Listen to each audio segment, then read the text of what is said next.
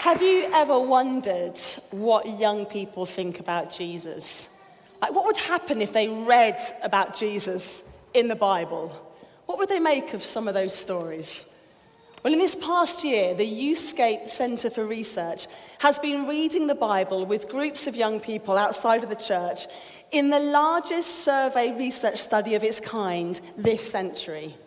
And these conversations have been carefully recorded and transcribed and are helping us to understand what young people, maybe young people in your community, think about Jesus.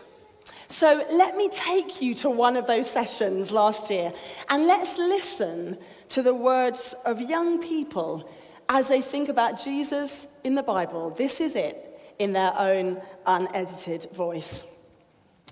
So it's 4:30 on a midweek afternoon. It's mid-February, school's done, it's dark outside, and Harriet and I are sat waiting for the teenagers to arrive. Harriet is a youth worker for a community project, and they run an after-school drop-in every week, and they've agreed to host one of these Bible reading groups. So we found a quiet spot, we've got printouts of the story of Zacchaeus, and we've got the necessary snacks, and we're just waiting for them.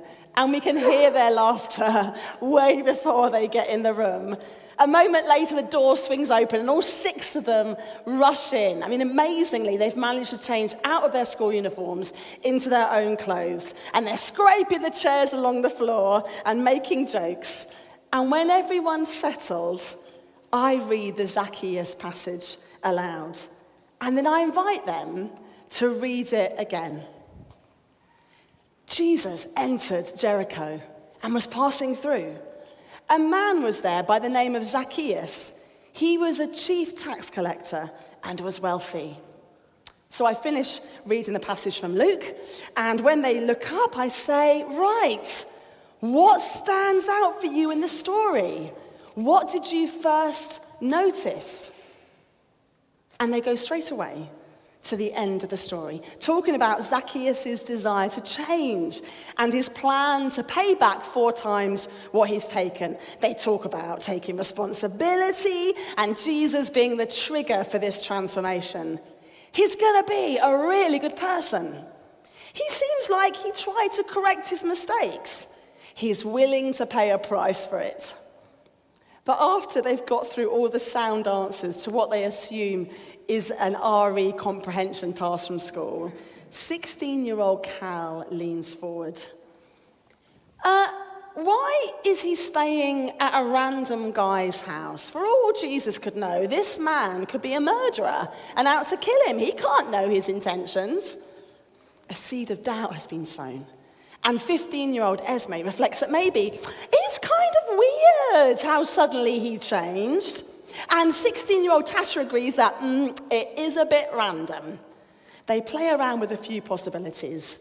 Maybe this is payback. Zacchaeus is accepting a kind of punishment for his crimes. Or maybe it's a performance for the crowds. This view gains some traction. And when I ask them why they think he is planning to pay back 4 times what he's taken, their response is noisy and unanimous. Basically, to look good. To show he's not a bad person, really. To get a good public image. To make himself look better in front of Jesus. Tasha goes further. Because, like, a lot of people muttered, oh, he's a sinner, and then he stood up and said really loudly, hey, I'm going to give everyone stuff. I mean, he might not actually do it. He might just be saying that so people would like him more. Now, I don't know about you, but I think this is genuinely the first time that I have heard someone point out that Zacchaeus hasn't actually given any money back yet.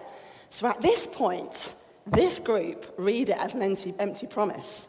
And for this lot, standing up and shouting about your intentions is a poor indicator of inner change. The conversation gets faster as they begin to talk over each other. And Tasha says, listen, like, he might have a mindset that if he tells people that he's going to give them money, then maybe they'll give him some money. Perhaps this isn't an act of remorse, but an investment. If he can't get money through extortion, maybe he can get it through generosity. Once a tax collector, always a tax collector. There's a genuine distrust of the rich coming through, as well as suspicion of anyone who wants a good public image. Their reactions conjure up images of politicians pivoting under pressure to appease a crowd. And in some ways, the group is taking up the role of the crowd themselves. They're full of distrust about who this man Zacchaeus is and what he's going to do next. So we move on. And I asked the group what they make of the announcement that Zacchaeus is going to repay the money. Tasha believes that Jesus believes Zacchaeus wants to be better, but Cal interrupts with, Jesus is gullible. Yeah, Jesus is gullible, says 15-year-old Jack, but he might be trying to help. So I say, if it shows us something about God, what does this story suggest about how God actually treats people and what God is like? Tasha responds quickly. It suggests that God is really gullible, and he thinks everyone has the capacity to change. He thinks like all of his works will just magically right away change things, but that's not how it works. Some of the others in the group begin to push back a little. I feel like everyone has a chance to change, says Cal. It's just if they want to change or not. Now Lily says quietly, I don't think he's gullible. And when I ask her to say a bit more, she tries to explain that from God's perspective, everything has happened for a reason, whether it appears to be good or bad in any particular moment in time. There was a reason Jesus was arrested and crucified, because then he resurrected, and then he came back and all of that afterwards. I just think he knows what he's doing. Lily has presented a new possibility, which Tasha leaps upon enthusiastically. Oh, wait, I understand where you're coming from now, because he could be saying, oh, I believe you, Zacchaeus, or like, you're a son of Abraham now and stuff, and makes, I've forgotten, what's his name again? Zacchaeus, I say, and she's off again. Makes Zacchaeus think that he's won. But I think Jesus is just leading him on. Jesus knows what's right, and he knows that he's going to just backstab him. And then Jesus is just going to turn around to be like, no, I don't believe this. I'm not really sure what Lily meant, but for Tasha, Jesus is no longer gullible. He's locked in a power struggle with a manipulative Zacchaeus. In fact, as she sees it, Jesus is just drawing Zacchaeus in with all this son of Abraham talk, and is at some point going to expose him for the fraud that he is. They sense that Jesus believes in Zacchaeus and his capacity to change, and that he wants to trust him and help him. But now new questions are emerging. Maybe Jesus is just gullible about human nature. Maybe he's green. Maybe he can't read people very well. The conversation takes a new turn as I ask, listen, are there people that if Jesus went and had a meal with them, everyone would be like, what are you doing? Like, why are you spending time with them?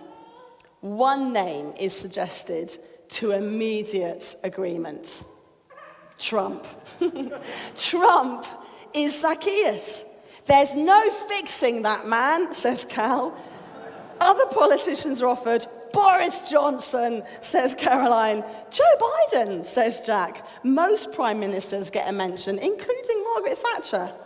Hey, Obama's okay, says Tasha.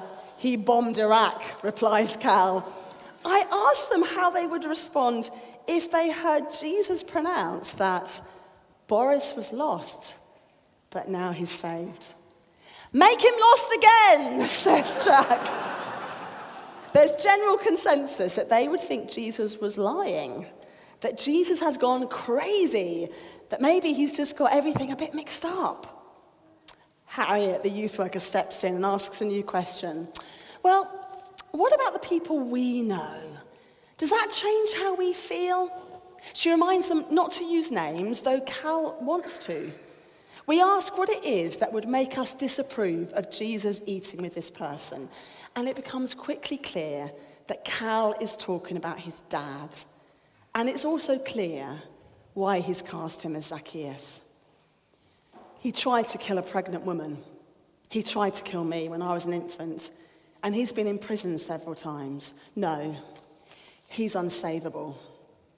We are suddenly in new territory. This question has catapulted us from the realm of the abstract, populated by cartoonish politicians, into the terror of domestic violence. The laughter has gone, and I say, can I write that word down? Because it's very important.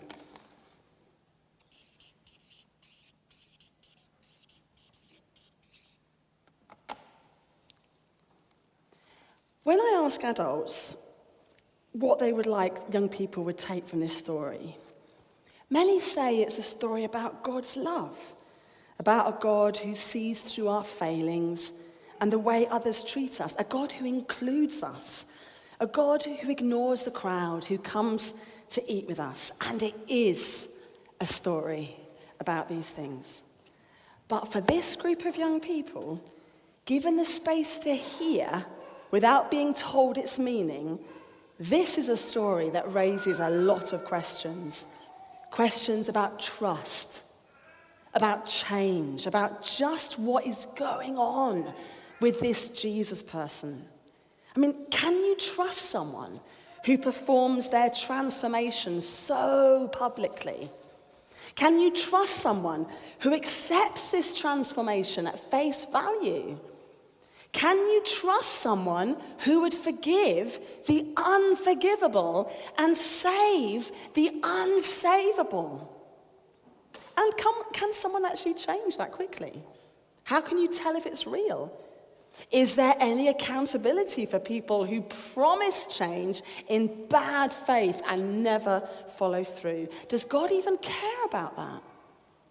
And then there's Jesus in this story. And when we read this story, Jesus is the one in control, reaching out to an unpopular man and loving him.